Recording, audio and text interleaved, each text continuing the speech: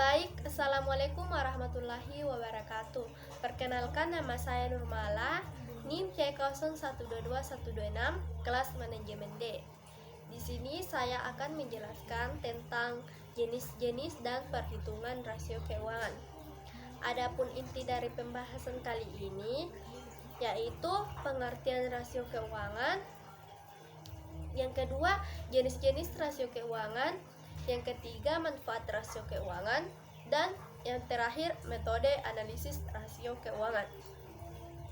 Adapun rasio keuangan merupakan salah satu indikator penting yang digunakan oleh suatu perusahaan atau lembaga untuk menilai kinerja bisnis melalui data keuangan.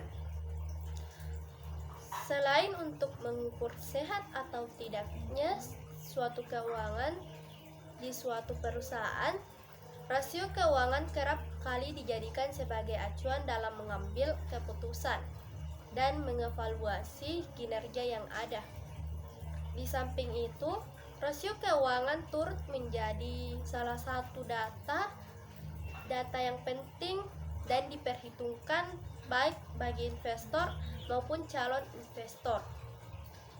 Untuk lebih jelasnya terkait apa itu rasio keuangan, mari kita masuk ke materi berikut ini, yaitu materi yang pertama, yaitu pengertian rasio keuangan. Rasio keuangan adalah salah satu alat analisis keuangan yang dapat menjadi tolak ukur atau parameter dalam menilai kinerja suatu perusahaan, khususnya dalam efisiensi penggunaan sumber daya serta pengelolaan keuangan. Rasio keuangan dihitung melalui beberapa komponen penting yang ada pada laporan keuangan, seperti laba rugi, arus kas, neraca, dan sebagainya. Selain menjadi tolak ukur dalam menilai kinerja perusahaan atau bisnis, rasio keuangan yang disebut juga sebagai financial ratio seringkali digunakan sebagai data pendukung dalam pengambilan keputusan. Dengan adanya data ini, pihak manajemen dapat memprediksi langkah yang tepat dan sekiranya efisien terjadi di masa yang akan mendatang. Baik, materi selanjutnya yaitu jenis-jenis rasio keuangan. Jenis-jenis rasio keuangan ada 4, yaitu yang pertama rasio likuiditas. Rasio likuiditas adalah jenis rasio yang digunakan untuk mengukur kemampuan suatu perusahaan dalam memenuhi kewajiban keuangan jangka pendek. Yang kedua, rasio profitabilitas atau rasio laba. Rasio profitabilitas adalah jenis rasio yang digunakan untuk mengukur kemampuan perusahaan untuk menghasilkan laba dari kegiatan operasionalnya. Yang ketiga, rasio solvabilitas. Rasio solvabilitas adalah jenis rasio yang digunakan untuk mengukur kemampuan perusahaan untuk memenuhi kewajiban keuangan jangka panjang. Yang terakhir atau yang keempat yaitu rasio aktivitas. Rasio aktivitas adalah jenis rasio yang digunakan untuk mengukur efisiensi perusahaan dalam menggunakan sumber daya operasionalnya. Selanjutnya, materi manfaat rasio keuangan. Adapun manfaat rasio keuangan yaitu yang pertama, mengukur kinerja keuangan. Rasio keuangan artinya memberikan gambaran yang jelas terkait kinerja keuangan suatu perusahaan, termasuk diantaranya menyangkut keuntungan, likuiditas, solvabilitas, dan efisiensi operasional. Dengan melakukan evaluasi rasio keuangan dari waktu ke waktu, pihak manajemen dan investor dapat mengidentifikasi masalah yang mungkin muncul dan berpotensi mempengaruhi kesehatan keuangan perusahaan. Yang kedua, menentukan kemampuan membayar hutang.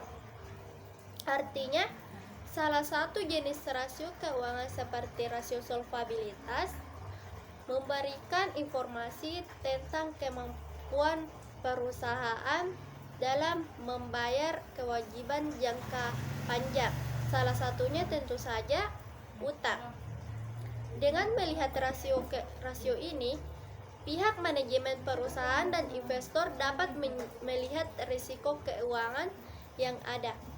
3. Membandingkan kinerja perusahaan dengan kompetitor. Artinya, rasio keuangan berfungsi sebagai pembanding perusahaan satu dengan yang lainnya atau kompetitor di bidang yang sama. Dengan begitu, para investor atau analisis dapat membandingkan bagaimana kinerja suatu perusahaan secara finansial, apakah tergolong positif atau justru sebaliknya. Yang keempat, sebagai bahan evaluasi dan pengambilan keputusan, data yang tersaji pada rasio keuangan dapat membantu pihak manajemen dalam mengambil keputusan bisnis secara mengevaluasi kinerja perusahaan. Dengan begini, pihak manajemen dapat mengambil keputusan untuk melangkah selanjutnya yang berguna bagi keberlangsungan perusahaan. Manfaat rasio keuangan yang kelima yaitu membantu memprediksi kinerja di masa depan. Melalui adanya rasio keuangan, pihak manajemen dan investor akan sangat diuntungkan, sebab mereka bisa dengan mudah memprediksi kinerja di masa depan perusahaan dari berbagai data yang tersaji. Hal ini dapat membantu para investor maupun calon investor untuk membantu keputusan investasi yang lebih baik dan meminimalkan risiko keuangan. Yang keenam, menjembatani komunikasi. Artinya perusahaan dengan para pemangku kepentingan sebagaimana laporan keuangan. Adanya rasio keuangan sangat krusial dalam menjembatani komunikasi yang ada antara perusahaan dengan para pemangku kepentingan seperti para investor, pemerintah, dan pihak lainnya mengenai kinerja suatu perusahaan, suatu bisnis. Next, bahasan yang terakhir yaitu mengenai metode analisis rasio keuangan. Dilansir dari berbagai sumber yang ada, metode yang satu ini terbagi ke dalam 2 metode umum.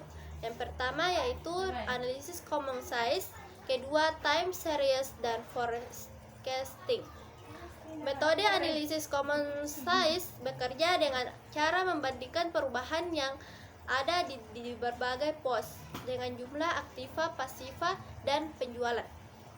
Perbandingan tersebut kemudian disajikan dalam bentuk persentase untuk setiap komponen yang ada di laporan keuangan, termasuk neraca keuangan, dan laporan laba rugi.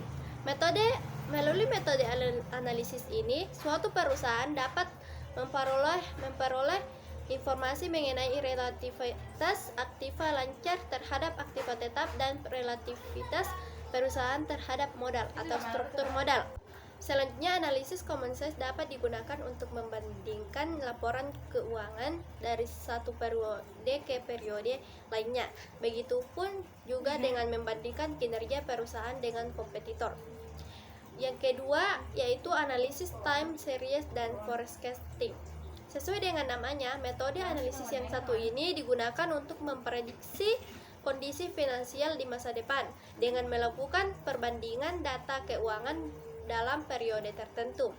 Ada beberapa poin penting yang perlu diperhitungkan dalam analisis ini, di mana poin tersebut bisa berdampak pada perubahan struktur keuangan. Antara lain yaitu yang pertama, peraturan pemerintah, perubahan teknologi, sampai dengan pergeseran kompetisi dan sebagainya.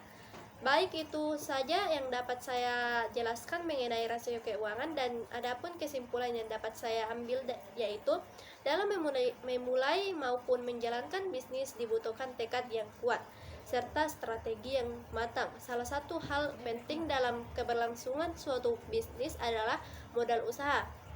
Dengan adanya modal usaha, berbagai kepentingan operasional dapat berjalan sebagaimana mestinya.